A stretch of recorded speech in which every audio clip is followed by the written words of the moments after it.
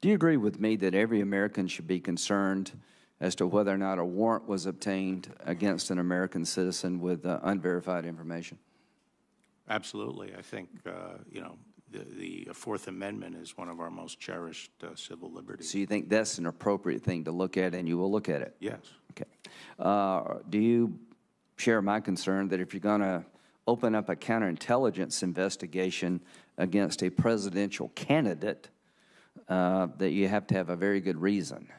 Yes, absolutely. And a counterintelligence investigation is designed to protect the target of foreign influence. Is that correct? That is correct. It's not a prosecutorial function, is it? No, unless espionage or some violation of espionage laws develops. So would it be odd that the candidate was never really briefed by the Department of Justice that your campaign may be targeted by a foreign entity? That is one of the questions I have. I feel normally the campaign would have been advised of this. Okay. And can you think of a good reason right now why they wouldn't have been?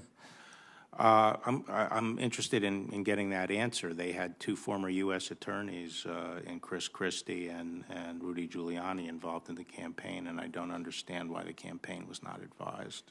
Apparently, when Senator Feinstein had a person on her staff that was supposedly connected to the Chinese government, she was briefed. Is that the normal way you do things with a counterintelligence investigation? I think...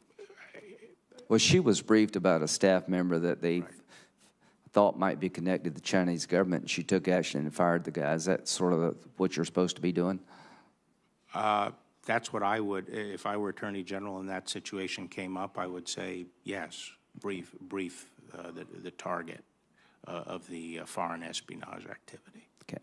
So you're pledging to this committee, and I guess to the country as a whole, is to find out what happened with the warrant application, find out about the counterintelligence investigation, to make sure that the law was followed, and if there was any abuse of the law, to report to the Congress and the public. Is that accurate? That's accurate. I just, you know, want to satisfy myself that there were no abuse of law enforcement or intelligence powers. Well, I'm glad you're doing that.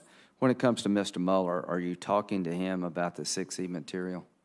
I haven't personally talked to him about the 6E, but his people are working on the 6E material. So there's a collaboration between your people and Mueller people about what to take out and what to leave in on the grand jury side? Yes, as it was described to me, people are sitting at the same table. Right. When it comes to ongoing criminal investigations, you're making sure that prosecutors, they have a say about what's released because it may jeopardize their cases? That's right, the people involved in those cases. And when it comes to classified information, you're talking to the intelligence community to make sure they're okay? Yes. Thank you very much.